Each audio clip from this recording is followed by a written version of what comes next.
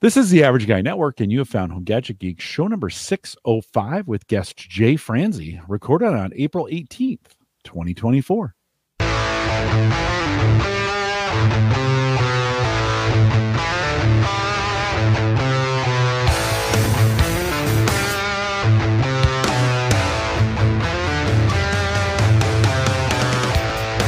Here on Home Gadget Geeks, we cover all the favorite tech gadgets that find their way into your home. News, reviews, product updates, and conversation, all through the Average Tech Guy. I'm your host, Jim Collison, broadcasting live from the AverageGuy.tv studios here in this, what is it, beautiful Bellevue, Nebraska. But, Jay, I got to admit, we have freeze warnings the next 2 days. I know we've had a very mild spring. Yeah, we had a very mild spring. All the flowers are out. And they're like, hey, cover your flowers. And I was at the hardware store the other day, and everybody was buying flowers. And I was like, wait, stop, wait, don't do it just yet. You know, it's April. I mean, I think we're in the mid part of the country here in the United States. It can, you can get frosts clear up to the 1st of May. So I always tell people, are you a flower guy? Do you do any landscape? At the end of the show, we're going to talk about your fire pit. So hold on that conversation. But did you get anything in the ground? No flowers in the ground? No flowers. I would kill everything for sure. Oh, well, I try. There's some plants I buy every year, and I almost bought some. I'm like, Jim, it's still too early. Just be patient. May 1st is the date here in this part of the Midwest. Anyways, that freeze warning will go away by Saturday. We'll have some beautiful weather. And of course, we'll post the show with some world-class show notes at theaverageguy.tv. Big thanks to our Patreon subscribers. I just did your taxes. Thank you for not your taxes, actually my taxes for your Patreon payments. And thanks for doing that for those who appreciate it. I'm fortunate enough I make enough to pay some taxes. So I appreciate you guys doing that. And if you want to join the team that does that, it's just kind of helpful with some things that we do around here in the theaverageguy.tv studios. You can head out to theaverageguy.tv/Patreon. Jay, it's been since November since we saw you last. It doesn't feel that long. It's always great to have you on the show. Welcome back. Well, thank you, sir. I appreciate you having me. I appreciate you letting me come on here and ramble about whiskey, toys, and the whiskey is in the pre-show. The regular podcast listeners don't necessarily get that. If you want to do that, you can join the Patreon group. You'll get it automatically. Or you can go over to our YouTube if you want to find the AverageGuy.tv YouTube channel.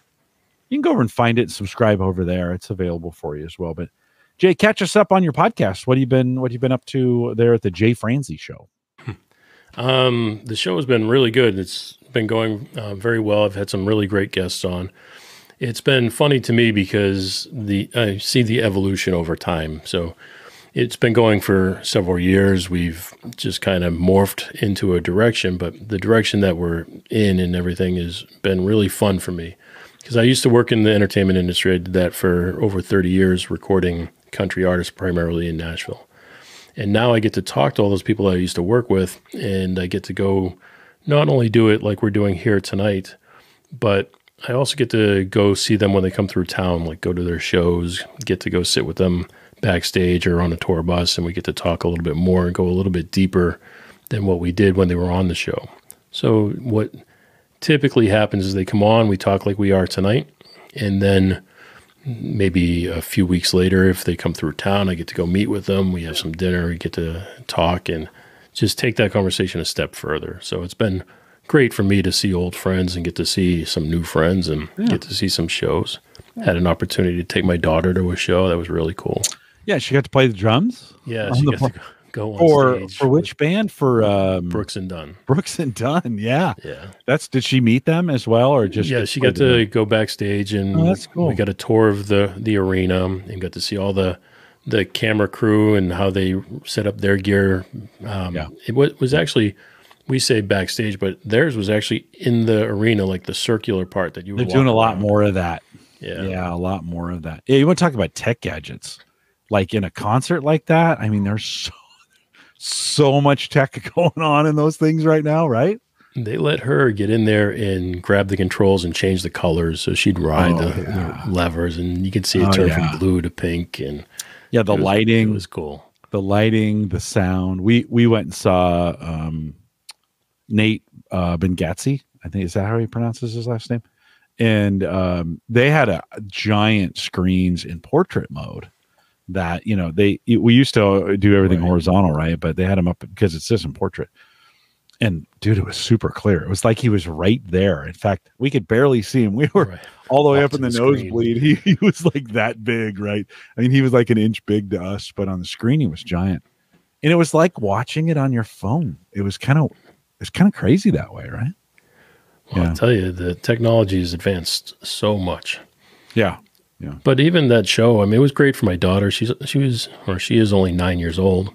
And we went to the arena. We got to go backstage, got to eat off the buffet and eat with the musicians, got to tour the facility. She got to go on stage and stand center stage and overlook the arena. She got to play the drums for a little bit. It was just a great experience for her. She loved it. Nice. Yeah, those are formidable experiences when you're that young and those kinds of things happen. You remember those. Now, she's going to probably get more opportunities like that because you work in that business. But I had an intern, this would be 4 or 5 years ago now, who, Eric K. Johnson, he's actually a podcaster who lives here in the Omaha area, knows Dave Jackson really well. I think he and Dave have a podcast together, and his daughter met Taylor Swift coming through town. Now, this would have been like 8 years ago, Taylor Swift, so not quite as famous as she is today, but she was most impressed because Taylor sent her a personal note that after she met her, she said her assistant must have been going around taking notes. And then Taylor would write those notes based on the notes. And Taylor's always been really good to her fans. I think that's something she's gotten right. So one of the nicest people in Nashville. I think was in Nashville. Yeah. And I think maybe probably still nice, Oh yeah. Tony says we watched Billy Joel's special the other night, and I was surprised when I realized how old he was. Guys, listen, if you're listening to this show, you're probably old. Like, you're probably an old guy.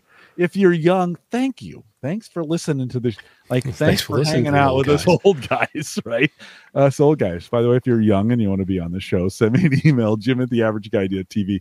We probably need to lower the average age of some of the guests that I have on here. So it'd be good to get some of you on. So what are you saying, Joe? Well, I'm saying you're old, Jay. Okay, good. I didn't want to be confused. That's what I'm saying. I mean, I'm old. You're old. We're all old. We could use an infusion of youth, but you see some of these. And Tony says, yeah, if you're a woman, thank you even more. It's not possible, Tony. I've driven them all away. Listen, if you're a lady and you listen to the show, send me an email, jim@theaverageguy.tv. I just got to know. You don't even need to, make up an email address or something. So, but I think it's all guys. I'm not sure. All your emails are going to be from guys too. That's true. Yeah, they're all, well, hey, you know what? So last week, Jay, I asked for some emails and asked Jan and I to kind of help me out with this kind of an email segment, which I think what I'd like to do, if you're a regular listener to the show, if you send me an email, we'll read it on the show and kind of riff with it if we can with the guests that we have. Many of you sent me emails last week. So, Jay, last week I talked about, did you get your taxes done on time? Or did you get those in sir. Early or right on time? Disappointed. No, I got it like a month early, but I was very disappointed. Okay. In me? No, yeah, I'm disappointed in you for not doing my tax. No, I was disappointed. I had a $2,500 refund coming, and I was waiting on one more document to come in the mail, and then I got the document, and it took all $2,500 away. Oh. I was like, really? So it was very, very disappointing. Sorry. Hey, wait a minute. John Biggs says his wife is listening. So there's one.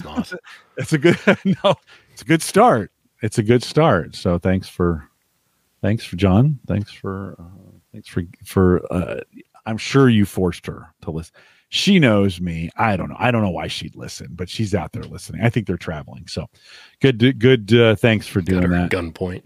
And Tony says, yeah, she's awesome like that. So, well, last week, and she's young. Okay. Yeah, absolutely. Way younger than you, John. Smart man. Let's just be really clear. She is way younger than you. So good job. And thanks for listening. So Neil, who's always super faithful to sending me emails when I ask him, he started off, and I talked last week about taxes, and he said, sounds like you found a good solution for the crypto, which was TurboTax. I had mentioned TurboTax has this kind of crypto plug-in. I don't know if I'd recommend it just yet. I've just started trying it, but at the end of the experience, they were like, hey, we see you have crypto. Do you want to track it in our crypto thing? And so I'm giving that a try. It doesn't cost anything at this point. So if you want to give it a try, maybe you can head out to turbotax.com, create an account, give it a try. I don't have an affiliate link. They do. I tell you what, they do have an affiliate program, and I just didn't set it up. If you're thinking of doing that, send me an email and I'll set it up before we do that. We'll just give it a try. Why not? But he says, sound like you found a solution for your crypto.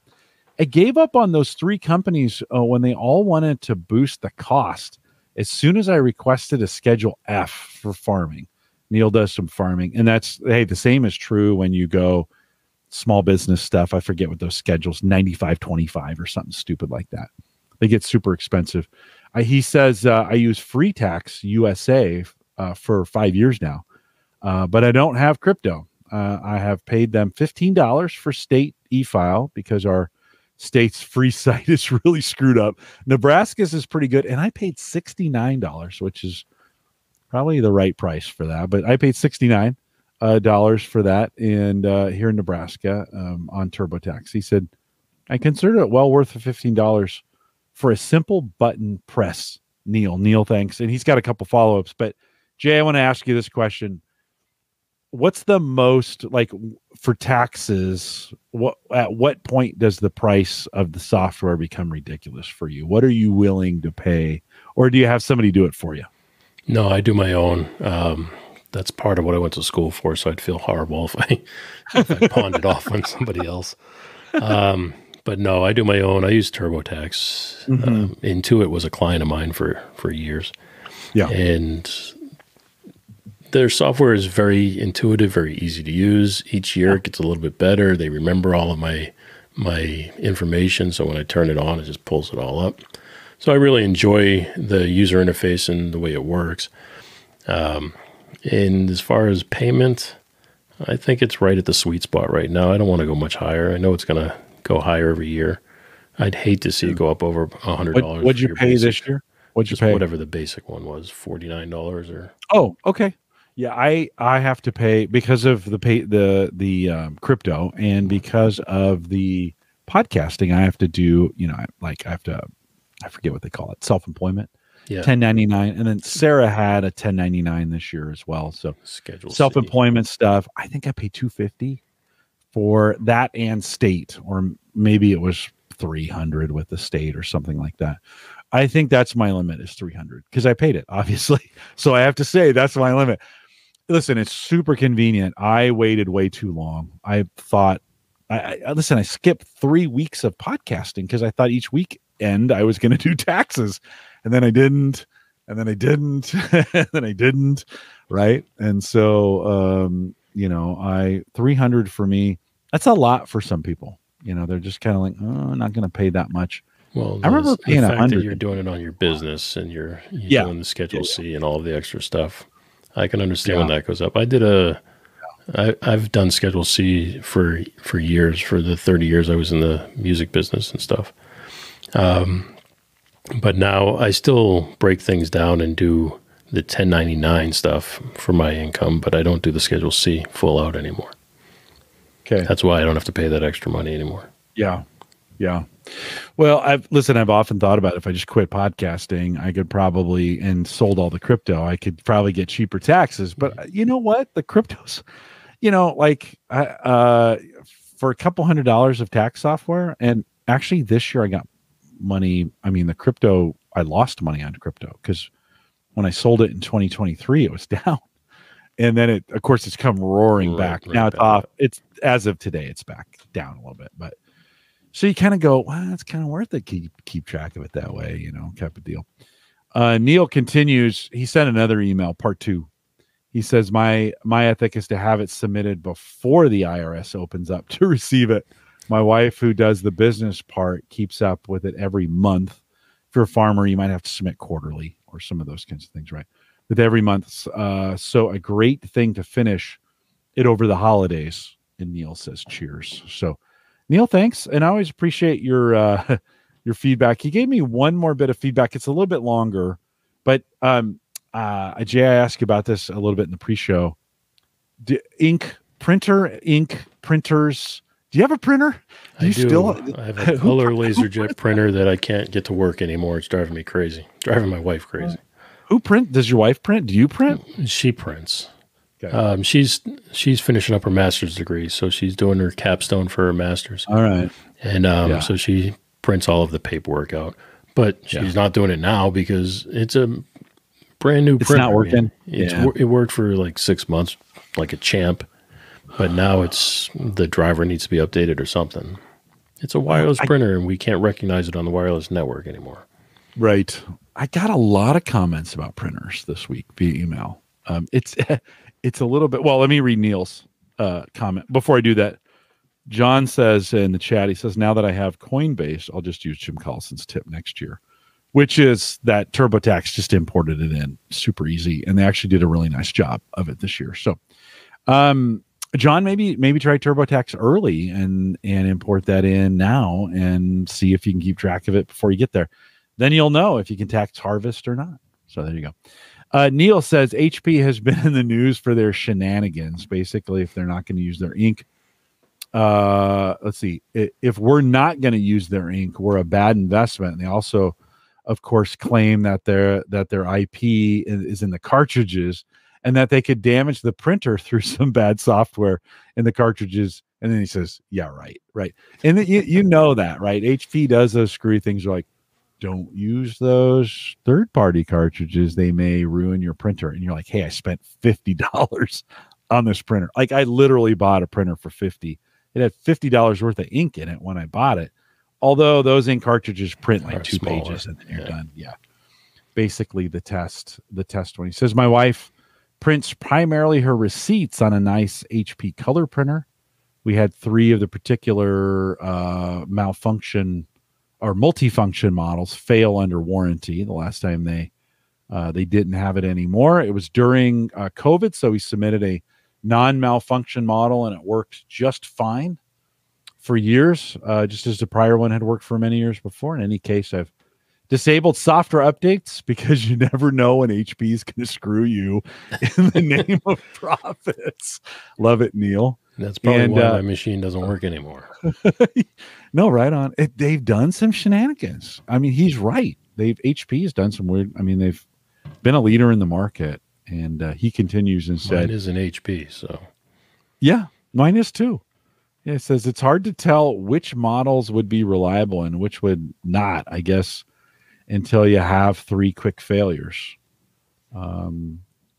Yeah, and I had mentioned that I had used one of that I'm never going to buy one of those off-market. They always fail on me. The off-market ink cartridges. Right. They always fail on me. Schoonover in chat, who of course is a big gadget guy, says still using an old HP Color LaserJet. Kevin, can you still get cartridges for that? I imagine you can. That's one of those things also, thinking through. Neil, thanks for your email. Keep sending them in. I always love to hear from you. It's a racket, but Jay, you think, okay, like printers are now, I haven't priced them since the inflation stuff has happened, but when I bought this printer, I think it was $50. Oh yeah. And I'm kind of thinking, I'm going to get a year or 2 out of this thing. It's a LaserJet, right? I mean, no, it's just an inkjet. Yeah, it's an inkjet. Because we had the inkjets that were like $100, $125. And then we bought the full color HP LaserJet because it was like $299. And it's really nice. I mean, it's a nice machine. And when it works like a champ. But the wireless portion of it doesn't seem to want to work anymore. And my wife refuses to go down and plug it in. Yeah. Do you think you just troubleshoot it and fix it? Or do you think it's broken? I'm sure it's a driver or something. Yeah. We used to just be able to shut it off, turn it on, it would join the network again. But yeah, you never, maybe you change something out. Yeah. Brian says, I have a brother, black and white LaserJet. Love it. And it's held up for years. Yeah, I think if you can find those that just continue to work and you can find cartridges for them, think those laser jet cartridges last a little bit longer. Like if you don't print on an inkjet printer for a year, it's done. Like that, it is like right. It's just like plugged glue. up. Yeah, exactly. And it's not like you can go in there with a Q-tip, the old trick of the Q-tip and the alcohol. No, that doesn't work anymore. You can't. I think they're switched made to the laser jet, and I think the laser jet it's faster and it seems to print nicer. Yeah. Okay. Well, yeah. No, listen, they're just more expensive, right? And the cartridges are more expensive. So people balk at them. Joe says in chat, new HPs are hot garbage. More so software than anything else. Yeah, the software is horrific. And Brian's good. So he just mentions laser. Kevin checks back in. He says, yep, HP has them. I use the third-party ones from LD. I think maybe the third-party laser jet might be better quality than the inkjet printer cartridges. I don't know. I think those are a crapshoot. I've had a couple of those fail on me, and so I'm not so inclined to use them. Ron, who checked in, he says, how you been? So Ron is our friend up in Canada. He says, this is Ron from Canadian Maker Project on YouTube. He's the one that actually made the little, if you subscribe to me on Patreon, you got the little coin. Ron made those. He says, I hope you're doing well. So he hasn't been connecting lately because his job has been nuts, but it looks like he's maybe going to be listening again. He's been looking at, setting up his own home media server again, and asked if I would do a show on setting up storage servers. And so what I thought I would do is throw that out to you guys. And I wouldn't mind putting together a show where we just have 3 or 4 of you talk about what you're using at home from a large storage network standpoint, NAS. So NASs or your own RAID boxes, unRAID, whatever, and how you're setting that up. So if you've got kind of a cool storage setup and you want to talk about it, I'd even put 2 shows together. If you guys, we get probably maximum 3 or 4 on a show. Send me an email, jim@theaverageguy.tv. We'll get a group of you scheduled for Ron, and you can tell me what you're doing and how you're doing it. That's probably the easiest way to get that done. Uncle Marv asks, how large? I don't know, 4 terabytes or more, maybe something like that. I mean, that seems like what he's looking for is media storage, right? He says he has about 50 new movies a year, and the way it wants to access them is locally, and he wants to rip them in 4K. So large storage, thinking about that. So, and actually Ron's checking in. So Ron, thanks for listening and coming out tonight. And John says that's a great idea. So Ron was thinking we do a show on the best way to do it, but I think that what I'd like to do is the way you're doing it. And so, Jay, do you have any large storage, or you do everything to the cloud? No, I have storage, but it's nothing like that. I have just external hard drives, 2 terabytes. Yeah, I think most people do.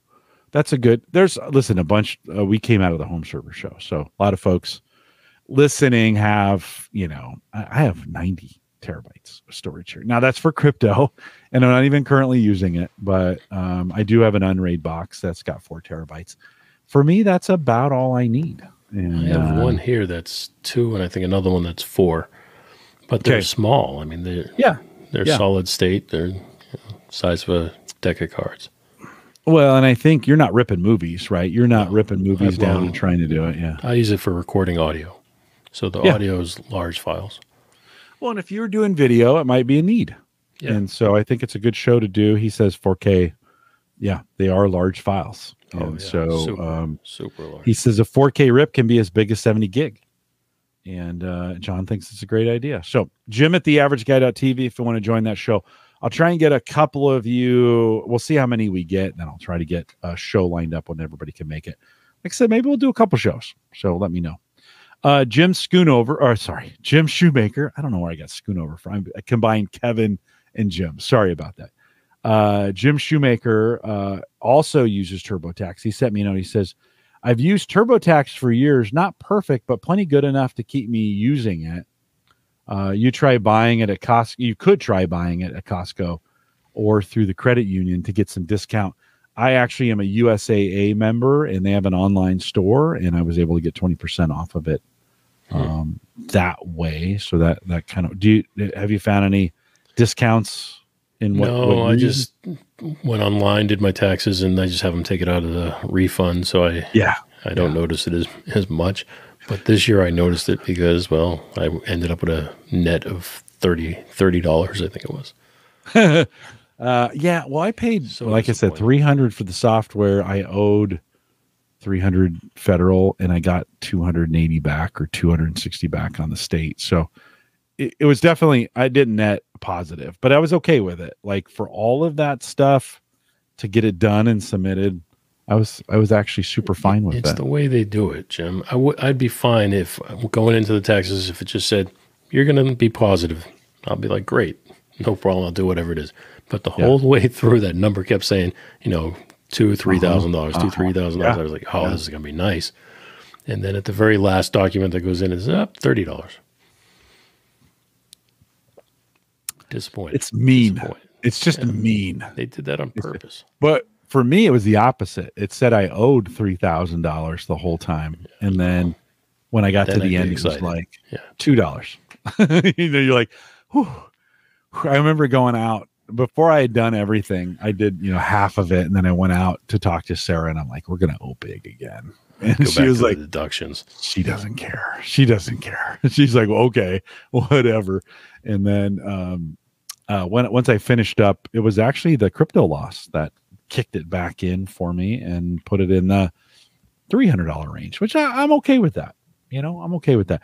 Listen, if I've got to pay a little bit, they held that money for me during the year. That's okay. I mean, I got to keep it and spend it. I'll pay it back. If I don't like thousands, because that screws with my savings. But running a small business, there's always something else like you can deduct. Yeah, always. No, for sure. Yeah, for sure. Jim also says, very glad to hear you're doing well with your prostate. And I am. I mentioned that, Jim. Thanks for saying that.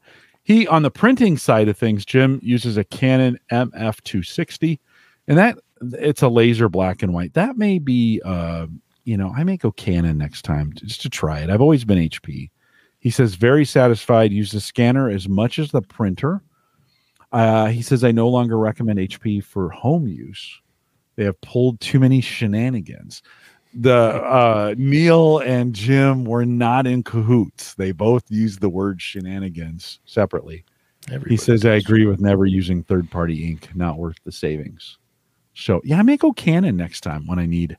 We got this one working, and I've got 60% black and 100% color ink in there. I can see that on my home automation assistant or my home assistant. Canon? Would you go Canon, Jay? I would, but like you, I've always gone HP. I get stuck in a brand. I have brand loyalty for some stupid reason. Yeah. But I don't. HP and like this, I use the scanner a lot, and I like the fact that I can scan directly to a thumb drive. So right.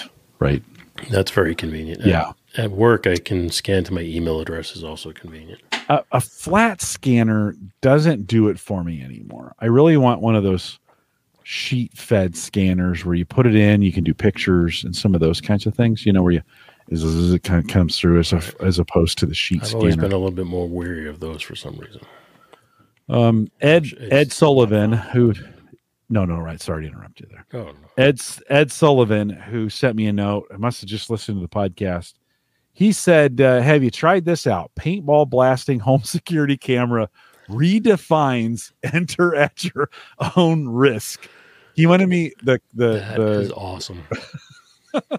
The statement in the email said, Jim, can you review this on Home Gadget Geeks? Yes. And so I don't know. What do you think? I mean, I thought they've got the water spraying ones. I didn't know but that. Jay, either. what do you think about paintball? Yeah. It's awesome. Yeah. I would do it in a heartbeat. I mean, I'm lucky enough I don't live in a neighborhood where I get too many strangers coming to my door, but dude, that would be great.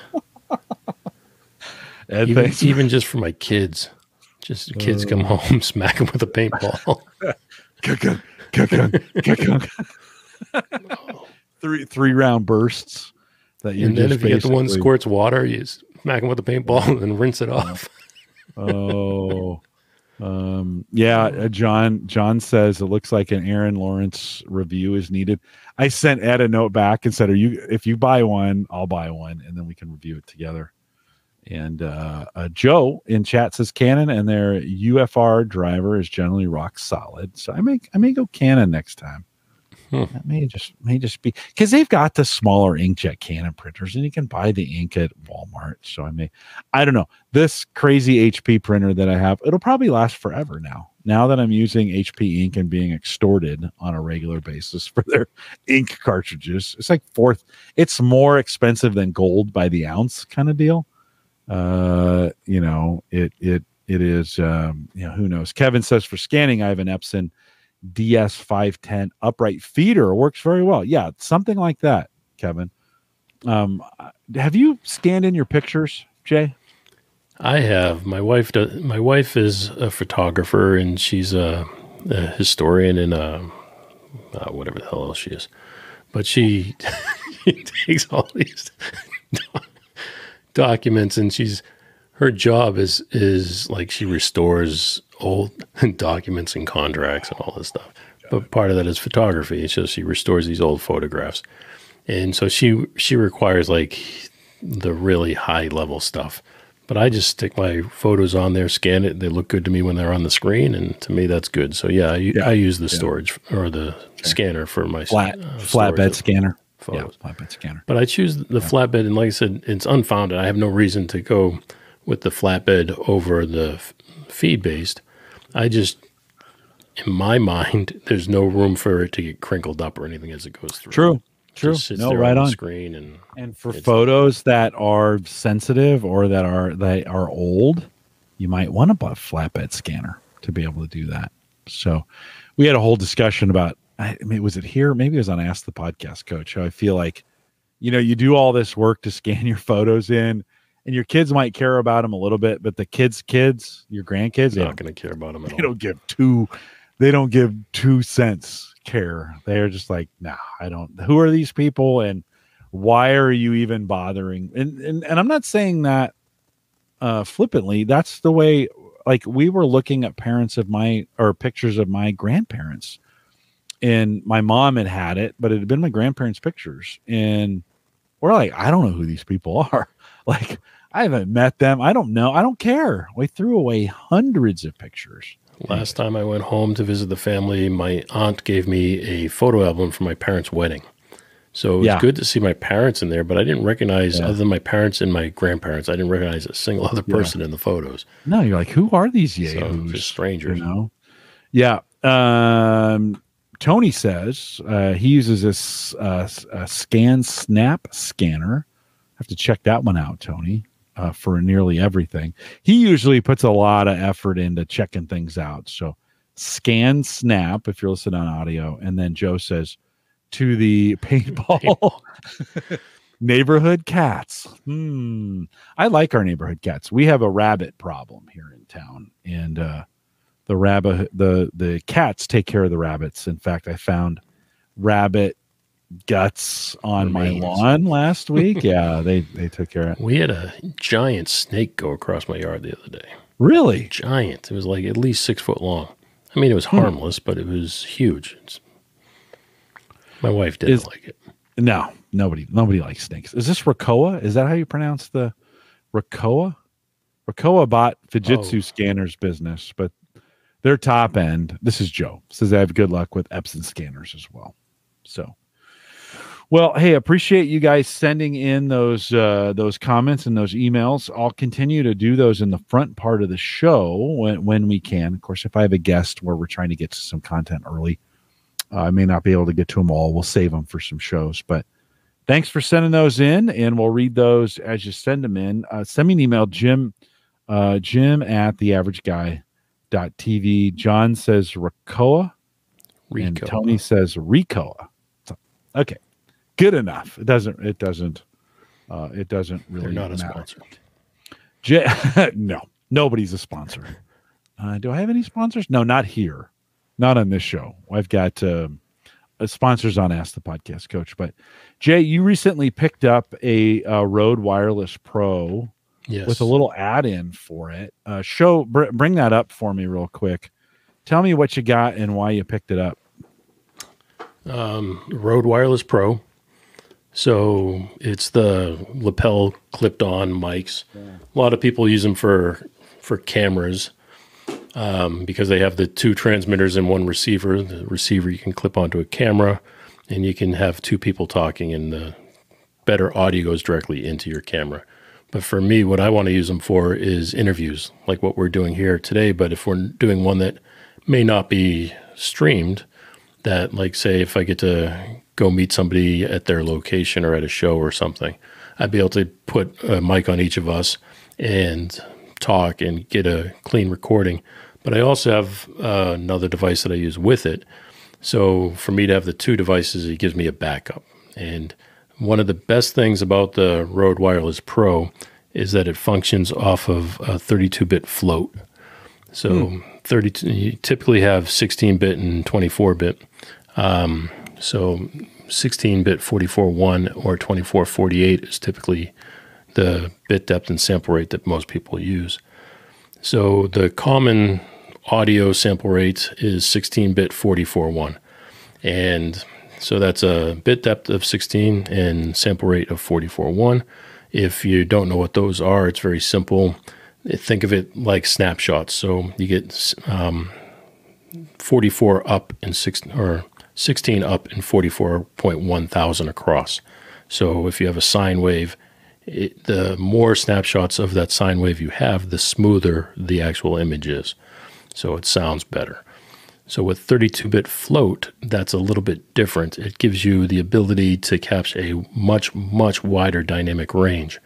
And if you can capture that higher dynamic range, you no longer have to worry about setting levels on a microphone, because you can get as high as you want or as low as you want. You can whisper or you can scream, and the whisper will always be louder than the noise floor, and the scream will always be lower than the distortion point. Oh.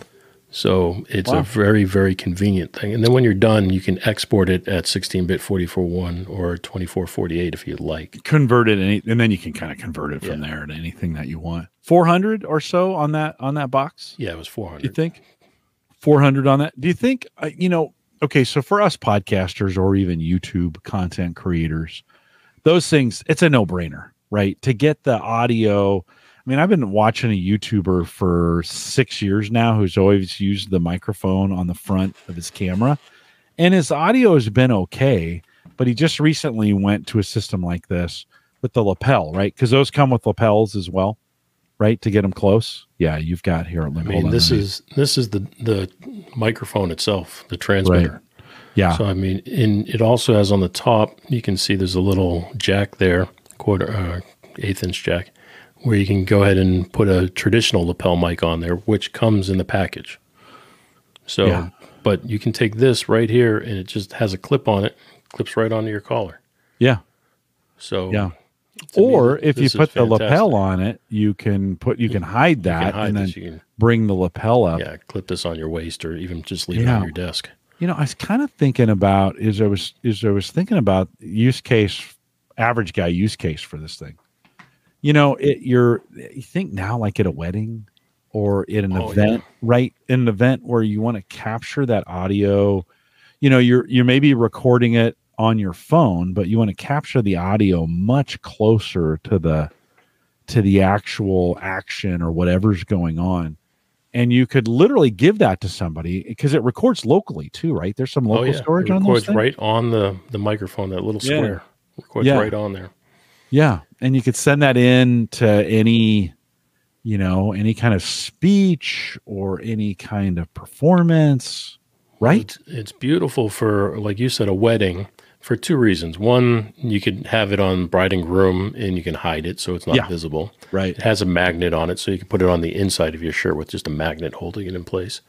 So you can easily hide them, but you'll never have an issue with levels. Because a lot of people will sit there and say, oh, please talk as loud as you're going to talk, or talk as soft as, so you can adjust the levels and get the preamp just right. With this, you don't have to do that. With this, no matter how loud you talk or how soft you talk, it's going to happen.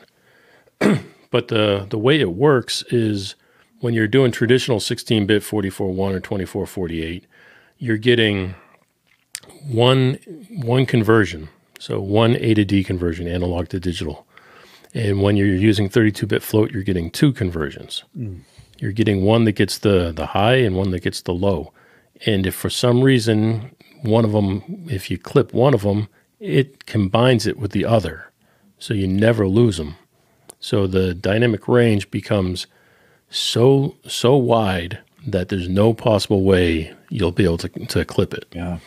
So it's extremely nice. And you mentioned the phone. What a lot of people are doing is the case here comes with the 3 units. So the 2 wireless microphones and the receiver itself. So when you have that receiver, you can clip it right to your iPhone or any other cell phone, and it has a cable that you can plug directly to your phone. And then you can put the microphones on 2 people that are 100 yards away from you. And you can still record them. You can still hear them perfect. Yeah, so. I want to ask the chat room, just as we're thinking about this, what other use cases? I mean, I was thinking about a wedding or a public event. We got some smart folks in the chat room. What else would you use those for? What other kinds of things? Throw it convention.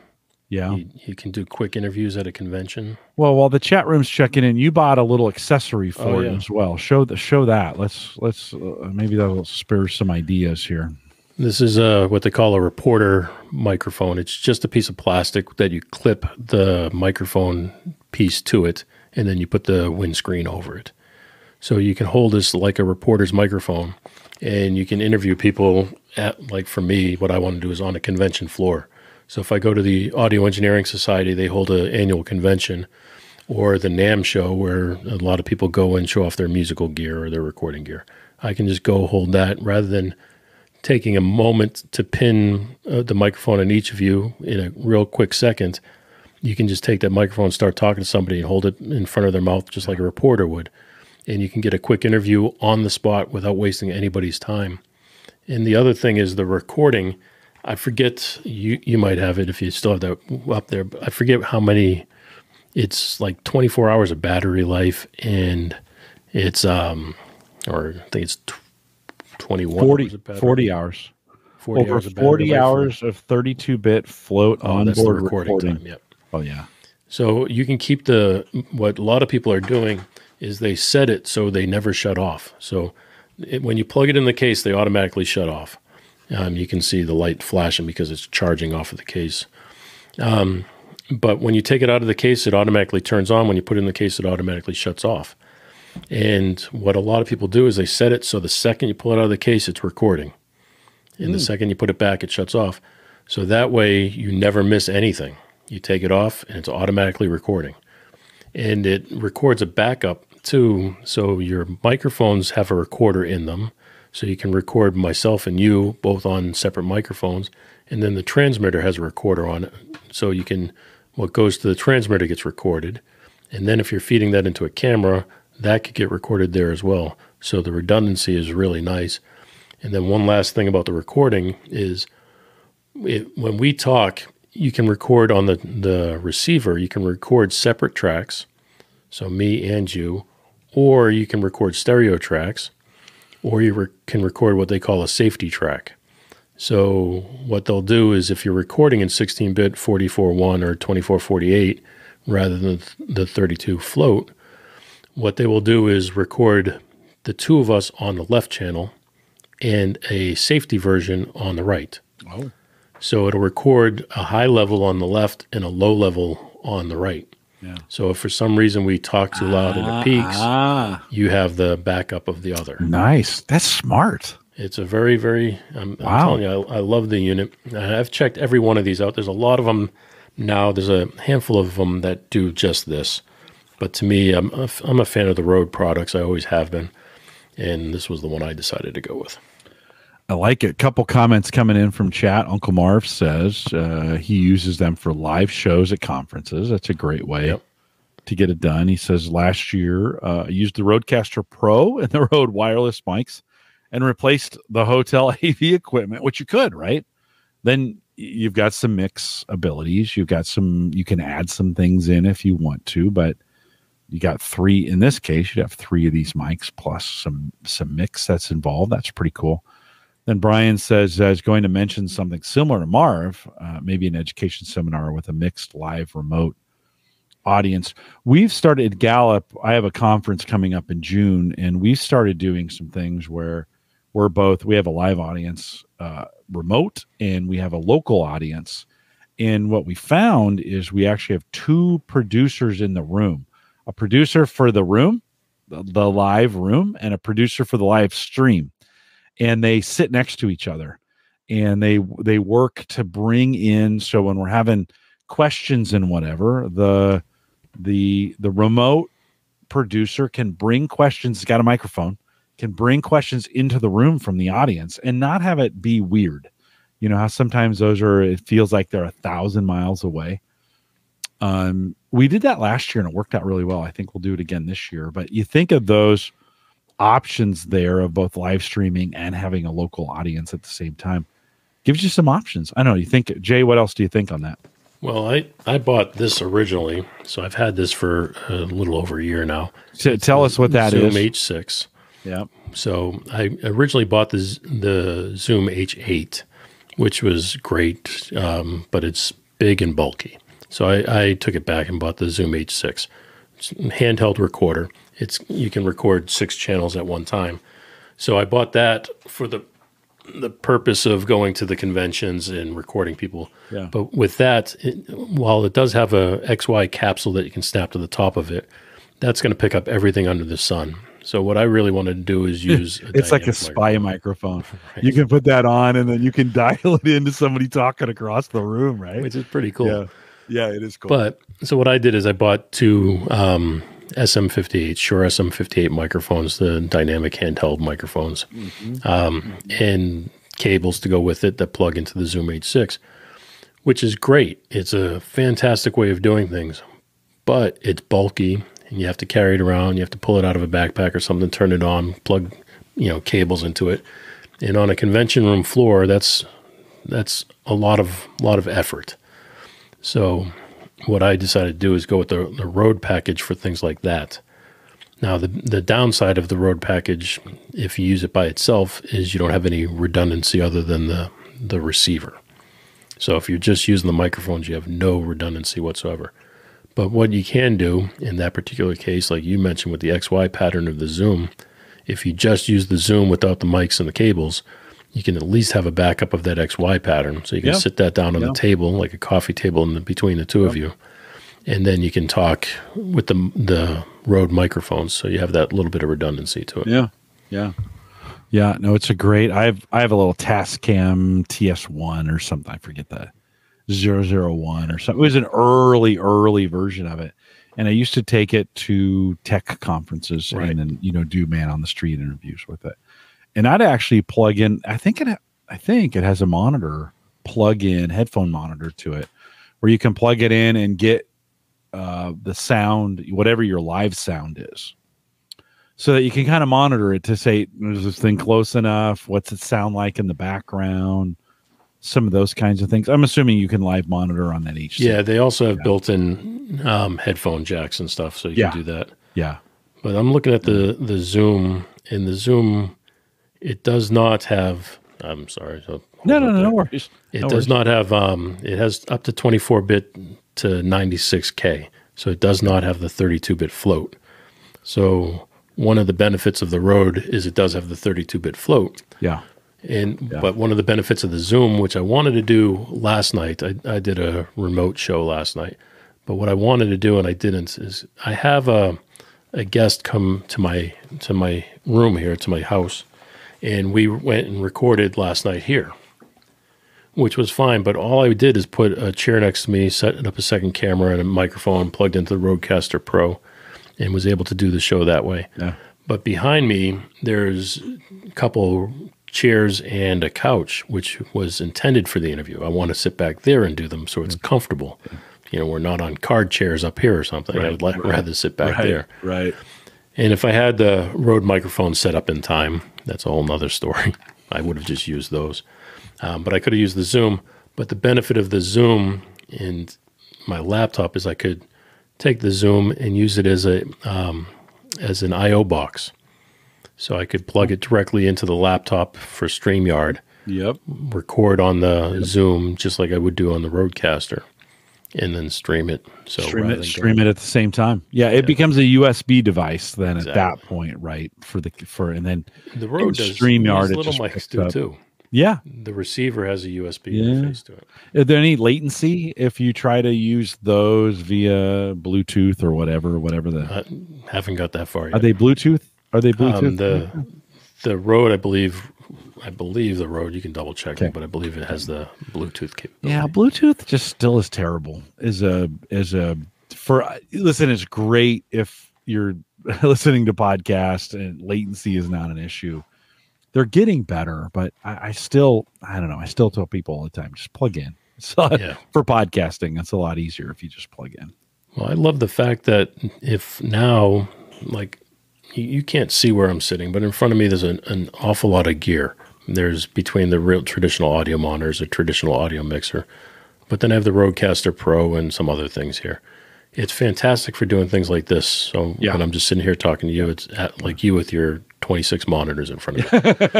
It's fantastic for things like that. But to have a guest, where would you put a guest if you had one in your room? You'd be sitting there right next to you. It's kind of awkward. So for me, I want to be able to sit back there or on the chair and the couch and face each other and be in a more relaxed environment. And that would be great if I could sit back there and have, the Zoom H6 plugged directly in. Yeah. I just haven't tried it yet. And then I could use the Rode Wireless Pro there as backup. Yeah. No, I think it gives you some good options. You're $1,000 if you're thinking about all that technology, right, together. But it gives you a ton of, listen, your job is audio. So, yes. Right. But to be fair, I'm using all this stuff for podcasting. I'm not using it for my job. Yeah. No, but podcasting's part of your job. It's part of what you do. It's an excuse. No, I'm trying to give you valid. Don't give in. It's okay. It's okay. Well, that's super cool. I think, we've for the last couple of years, I've had, podcasters come on the show and we've talked about audio equipment, and I've always tried to tie it back to not just podcasters, but how could the average guy use this kind of stuff? Well, to me, both of those things are more consumer based than professional based. Yeah, for sure. No, right on. Well, we live in this world of, I think, where there's more of those kinds of things. As I see all this stuff on YouTube all the time of just average people recording things and throwing them on YouTube, and I think there's some merit to that as far as using your phone, getting the wireless, the Rode wireless mics, right? They make a handheld device, just a little piece of plastic. You can put your cell phone in it and hold it, and then you can also clip the Rode Wireless Pro on there, and it plugs right in your phone. So you can do your home videos and stuff of your kids playing it or sporting events. That's another great purpose too, because the range is so far, right, that you can clip it to your kid when they're playing like hockey. Yeah, I played hockey growing up, so you can clip it to your kid on the soccer field. Because it's small if you don't even know it's there. Well, it's like the NFL does this, right? They have mic'd up in the NFL. Now, your kid, maybe you don't want to hear what they're saying out there. Yeah, maybe you don't want to hear what your kid is saying. Yeah. But it is it is an option in a world where we're doing more and more of these kinds of things. I think that maybe your kid will think that's cool to be mic'd up during whatever. Do you think you could take that wireless Rode mic and hide it somewhere in a football player where it wouldn't get crushed? Yeah. They make different ones. You can get a different brand. Yeah. I like the Rode, but it is 1 inch square, so it's a small device. But yeah. Uncle Marv says he used first the Rodecaster to DJ at a wedding. Yeah. Not my finest hour, but it was cool to me. Yeah. I DJ'd for a while too, Uncle Marv. And I remember I went to a wedding. This is what ended it for me. I went to a wedding. My neighbor, two doors up, they don't listen to the show, so I think they'll be okay. I think I'll be okay. And so 2 doors up, I went to a wedding, and I played a couple songs to get things started. And I thought was starting, like, okay, this will get the crowd going. Your first 5 songs at a wedding, if you're a DJ, you got to nail it. Yeah, you got to nail it. Otherwise, and you got to know your audience, right? Kind of thing. I thought I knew the audience. I picked some songs, and 3 songs in, the oldest son of the daughter that was getting married said, "Hey, when are you going to play some good music so we can dance?" And I thought, oh boy, I have lost touch with this generation. So that was at that point. I did one more gig. My daughter-in-law asked me to DJ their wedding when they got married, and to my son. And I said, yeah, of course I will. Save them $500, whatever. I said, but you're picking all the music, and you're going to tell me when to play it. I don't want any of those decisions. Well, I could tell you a quick sidetrack story here from my own wedding. My brother, he lives in Los Angeles now, but he was living in Vegas. And he was friends with a very well-known DJ. And I got married, and he goes, "I'll get you the DJ." So he got this DJ, flew him out to Tennessee where we got married. And he came out there, and he put on this giant production and show. And I'm sure people in Vegas would have loved it. But if you looked at the age bracket of all the people that attended my wedding, they didn't know a single song this guy played. Yeah. They would go up and ask for things like Celebration and that type of music, and he just didn't want to play it. Yeah. And it's like, well, you missed the mark. Yeah, it was one of those times. I had DJ'd my son's first marriage, and it was such a success. But then everybody's like, "Oh, can you DJ mine? Can you DJ mine?" But 10 years later, I lost touch. I was just like, this isn't going to work. So anyways, Uncle Marv, thanks for that feedback, for throwing that in there. One more thing on Uncle Marv's. That's a great point too, is we think of the Rodecaster Pro as, because of the size of it, it feels more like a desktop item, but it is intended to be portable, especially with the smaller versions they're making now. But you can use those smaller versions to do live shows. So we used to do music showcases where you would take artists, singer-songwriter type artists, put a few of them on a stage in front of record label people at a small venue. And that's great. But with something like the Rodecaster Pro, you could actually have people sit on a stage and talk, do a show. And then you can use the outputs to feed PA speakers. So that way the people in the venue can hear it. Yeah, and then you could also stream it to what we're doing now and do it live. Jay, you remind me, for a lot of years. Well, first of all, my kids were in high school for a lot of years, and those high school productions, it's a shoestring, right? And they're just doing things for a lot of high schools. They're just doing the best they can. And this may be one of those areas where you can step in as a tech guy and say, "Hey, look, I'm going to buy this. You can use it for these productions," and help them out a little bit with getting sound a little bit closer to things. Or that may be a great outlet for you to, those who are listening, to help out in those spaces where maybe they can't afford them. And like you said, an excuse to buy something, right? Well, honey, we're going to use it for the excuses that came out of me for this one. But yeah, you're right. My daughter is in the school drama. She does the makeup and hair backstage, but they just did their performance, and they could have used all the microphone for sure. No, for sure. That's the last thing they think about, right? Right. Yeah. But the local church here too, they just, they're putting on something where they needed like a handful of wireless microphones. And I told them, I said, "Look, if you need more, I have them." They said, "Oh yeah, please." Yeah. So, church is a great place. They'll go out as loners. Yeah, for sure. Uncle Marv says you had to mention the Rodecaster Duo. He says, "I have 2. Now you're giving me more ideas on how to use them, and maybe buy a few more." You never. Maybe you can send one my way. You never. I'm going to end up buying one of those. I know I am, just so I could sit behind me there and do the interviews on the couch. No, right on. Yeah, that'd be great. No, actually, I'm not a big fan of sitting on a couch with a mic holding like this, right? Or even like this. I see this in mainstream all the time, where they've got these these mainstream media folks think this microphone is cool. Right. And so they sit on couches and bring the microphone over. That looks dumb, just to be honest. It looks dumb. Put a freaking lapel on. Right. That's what they're designed for, right? Yep. So. And I saw one the other day.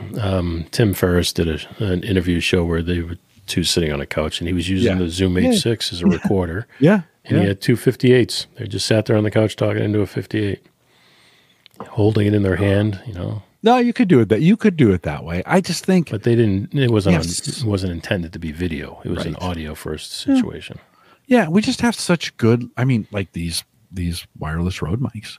They're just good lapel mics. Oh, they're like, fantastic. Use the lapel. They're great. And what I didn't mention is it comes with two cases. Yeah. So you get one case for the charging. Plug it in, they charge. But the other case is the accessories, and it has two traditional lapels. So you can just plug them in. $400. Yeah. Not bad. You really can't beat all that. No.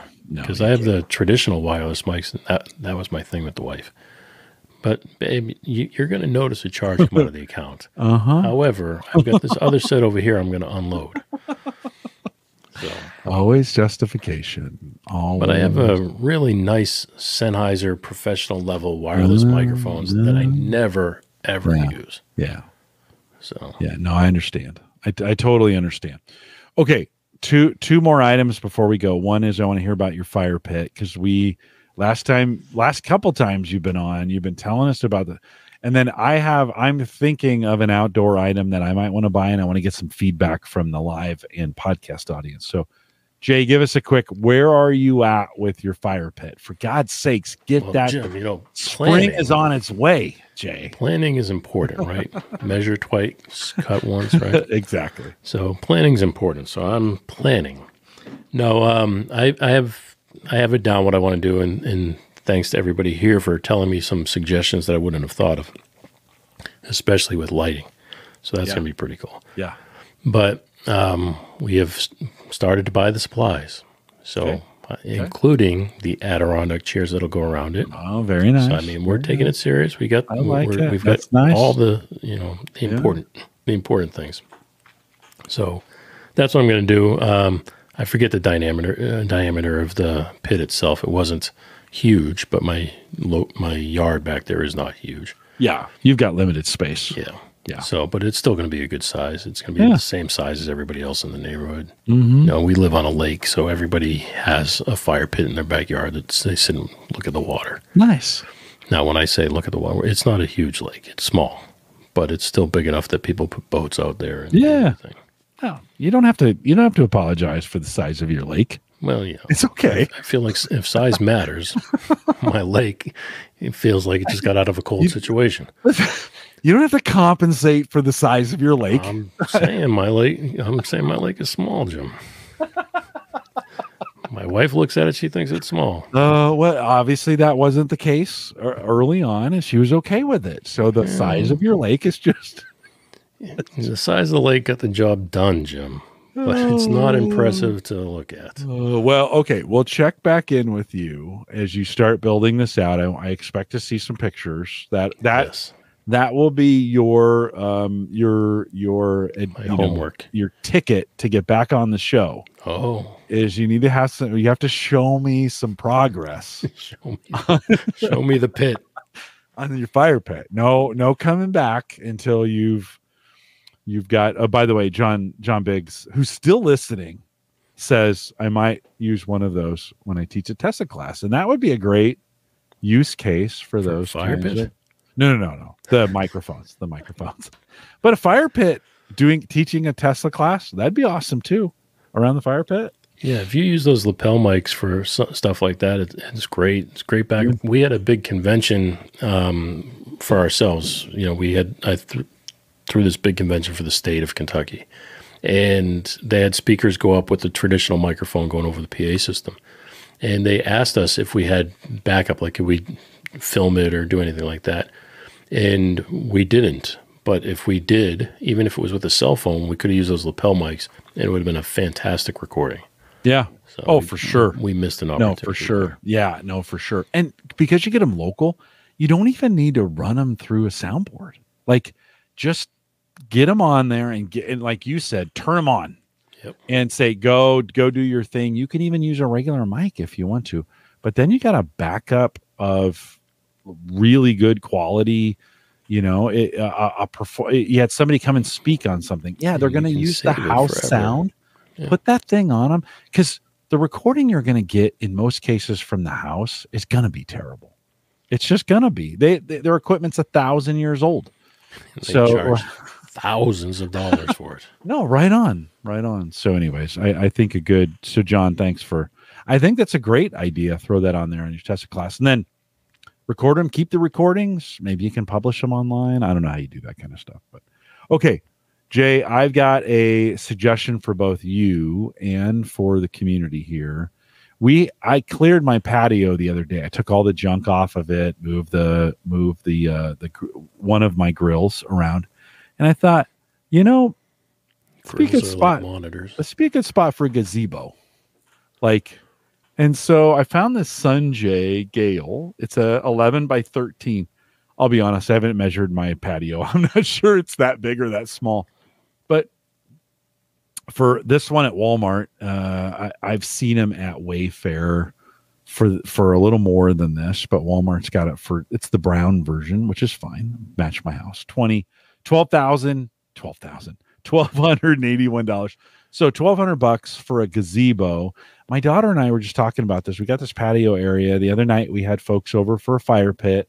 It started raining in the middle of the fire pit. We knew it was just going to be quick showers. We just needed to get out of the way. So we hid underneath the eaves for about 20 minutes. And then it stops raining and we went back out. Right. But I thought, a nice gazebo like this, I'm showing it on screen. If you're listening on audio, it's an 11 by 13 outdoor premium cedar wood frame gazebo with brown steel gable hardtop roof. It's beautiful. It is beautiful. I don't know. What do you think? What are your thoughts? Chat room, I'm looking for your thoughts too. Go ahead. How big is your yard? That's what I want to know. Yeah, I think the patio, I think this would fit over. I have a concrete patio that we then glued down colored brick to that are like purples and tans, which this would complement it very nicely. The thought would be, and I would have to look. Well, it's got to be more than the patio. You have to have enough yard space to absorb something of that size. Well, the goal would be to put it over. We have this big concrete patio, to put it over that, and that would be the space you would go to for bad or for rainy weather. There's times when it's warm enough you want to be outside, but it might be raining. Is it worth $1,200 just to get out of the rain, though? Well, it's worth $1,200 just because it's beautiful and make your backyard look beautiful. It would. I think the downfall is who's going to install it. Me. No, I'm okay installing this. Yeah. No, and we would bolt it down. I would drill down into the concrete, and it's Nebraska. You got to have it bolted down. Otherwise, it's going to fly away for sure. Right. I would love to have one in my backyard, but it would take up my entire backyard. Yeah. Yeah. Yeah. And I only have like 20 feet from my house to the water. Yeah. I have a big patio. I have a big patio space for this. That it would probably, I need to measure it, but I think it would fill it completely. Or if I needed a couple more feet on, maybe a foot or two, I could always extend the patio out a little bit. That wouldn't be hard, pour some additional concrete. I think it would be awesome. Yeah. Yeah. Brian says that looks nice, would work well in bad weather for sure. Or would it work well in bad weather? I think so, because it's not closed in on the sides. I've been looking at those gazebos that have like curtains and stuff. And don't just think bad weather. It's sun protection. Yeah. No, this is why on the whole reason I'm thinking about this is Saturday, my kids came over for a birthday party and it was really, really warm, like 90s warm. It was weird. It was April. It was 90s. And nobody wanted to sit on the deck. The trees haven't fully leafed out yet. So the deck was like super hot and we were all huddling underneath the eaves, kind of like the other day in the rain, underneath the eaves of the house. We were pushed up against the house and I thought, maybe it'd be nice just to have a little protected area, so to speak, where you could go to and put the fire pit in the center of that. Would you put a fire pit underneath that? Yes. The smoke would. Don't you think the smoke would kind of ruin it? I don't know. Doesn't have a. I'm not a professional at any of this stuff. I just go by what it looks like. It looks like it'd be awesome. I could put a fire pit just out to the side of it. That way, you're not. You think it would trap the smoke in there? Yeah, I think it would. Well, it's open on both ends. Maybe not. I don't know. It's a good. My neighbor puts his fire pit out there, and the smoke goes sideways straight to my house. Yeah. Well, listen, my neighbors got mad at me because the smoke where my old fire pit used to go right into their windows. The smoke did. And I could hear them slam the window shut. And I'm like, oh, sorry.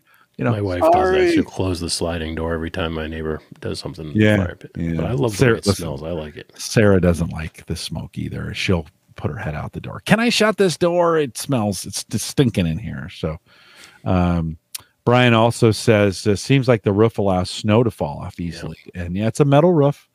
I don't know, $1,200 seems like, for me, this is one of those things you're like, sounds like a really good price. I know it does. Typically, you think about everything else that costs $1,200 these days. That seems like a low price for that. Save me about this is $320 off, but the black version of it's $1,500. The brown version's $1,281. So I don't know. I'm gonna go out and measure. I want to talk to Sarah about it. Yeah, we have a tan house, so ours is I think brown. we'll probably the same color as that roof. Yeah, just it'd just be a nice space to have some cover, so to speak. I have to measure and test see. it. You can buy one, set it up at my house. Send it to you. How it works. No, you'd have to come set it up too. I do not have those skills. Wait a minute. Buy it, send it to you, drive to your location, build it, and then let you test it. I'll help you. I'm a great helper. You'll hold the beer, right? I know what all the tools are called. I'll help you. I can go fetch things, but I'm just not good at doing the work. It's okay. Yeah. As I was looking at this, I was thinking, yeah, this looks easy enough. I mean, I'm no master carpenter, but it looked easy enough to, in a Wayfair, I don't know how you feel about Wayfair, but I was a little sketchy with Wayfair, but to buy it from Walmart, they seemed to, it was a little bit more like, oh, okay. And it was actually a little cheaper at Walmart. Wayfair's right down the street from my house. Is it? Yeah, they have a distribution center down there, or is it their headquarters? And their distribution center's down at the warehouse. Down at the airport. I haven't done much with Wayfair, and Walmart I could go with because they have such a great. If you get something that's just crap, you can take it. They'll take it back, right? That's the kind of service they give there. But Wayfair, I've always been kind of. Oh, wait a minute! I just saw this on the site. Get expert help, and then there's an area that says it's called shade structure assembly, $782. So you can. Somebody will put it together for $800, so $2,000 total. Should I pitch that to say to my wife? Should I say, look, we're going to save? I can get this for $2,000, and it's installed. $2,000 free installation. That's the way you sell that one, Jim. Look at this. This is worth $2,000. Yeah, you might be right. Well, I could see a large screen TV in there too. Yeah. A large screen TV. $2,500, babe. Yeah. It comes with a widescreen TV and it's installed. This deal is getting better all the time. How we sell it all the time. Jay, I got to have you on the show more often. This is what I do with my wife. This is why she hates me. I'm glad she doesn't watch this show so much. Yeah. Well, no, nobody watches the show, so it's okay. She doesn't watch my show. Every night, did you watch that one? No. No. Oh, okay, thanks. Okay. You're like, oh, well, thank you. Yeah. Thanks for mocking my life's work. Yeah. Appreciate that. My hobby. Thanks for mocking my hobby. What she wants to do in the yard, and tell me if you think this would be wrong. Again, we live on the small lake, so it's a neighborhood-sized lake. But our yard, technically... Size doesn't matter. Just size doesn't matter. But hear me out, because I can prove it's a little longer. It's a little longer than it looks. Okay. So My yard is 20 feet from house to water, Okay. but it goes for about another 40 feet into the water. Yeah. So would it be wrong to build a pier and put a tiki hut at the end of it in the No, water? no, it'd be awesome. Shoot fireworks off of it and stuff like that. My wife keeps saying we got to build a pier and put a tiki hut. I'm like, the neighbors would kill us. No, it'd be Kill awesome. us for a small little neighborhood. You own it, right? We do, yes, Yeah. technically. Yeah. I mean, you could just think of the fireworks you could shoot off that thing. It'd be burn down great. the tiki hut. It would be great. Tiki hut would be straw. would be- Probably not a good thing. It would be great. Well, Jay, But thanks that would for extend the length, Jim. it. Would it would?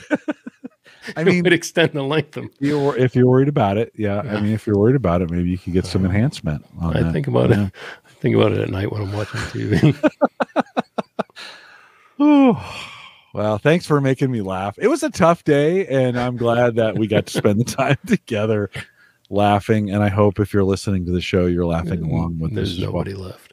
Jay no, there's still a few out there. JayFranze.com. Jay, what's coming up on your podcast? I mean, what folks should they come and listen for? Well, I just finished up an interview with Darian Lee, a young singer-songwriter. Absolutely amazing young girl. Powerhouse vocals, fantastic. It's worth checking out. That's out there now. But coming up this week, I get to record one of my favorite bands is a band called Five Finger Death Punch. It's a rockish band, and their engineer is going to come on the show this week, and we're going to just talk about their setup and how they set things up and how they do the sound for Five Finger Death Punch. Cool. Check it out today, jfranze.com, FRANZE.com. Yes. We'll get you there, and all of his stuff is there now as well. Check it out today, Jay. Thanks for coming. Can you stay around a minute as I wrap things up here? Is that okay? Yes, I don't want to pass it away. Just to, no, I understand. Not after Just this. to she's not listening. This will so be I the one can day say she that. listens. Yeah, you're in trouble, dude. You are in trouble, but it's okay. It's all right.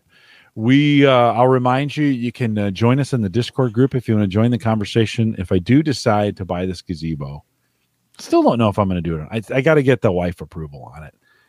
Check out the Discord group, theaverageguy.tv/Discord. You can leave a message for me, homegadgetgeeks.com. If you want to send an email in, if you got comments or you want me to read your email, we'll do that at the beginning of the show coming up. Although next week, I'm going to be off for the live folks. So for you live folks listening, no show next week. I got some friends coming over, but we'll be back here in 2 weeks.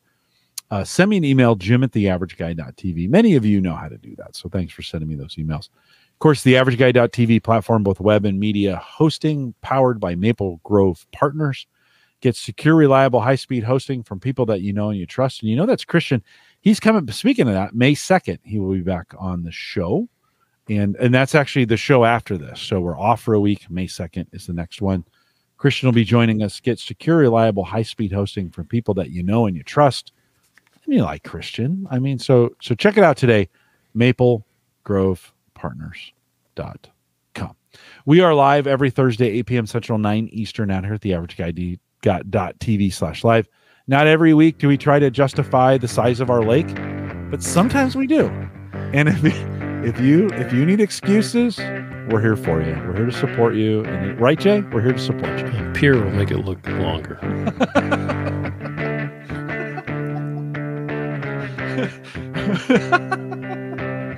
Oh, that's hilarious. We will see you back here in 2 weeks. We're just taking a week off for have some friends over, and we'll see you in 2 weeks.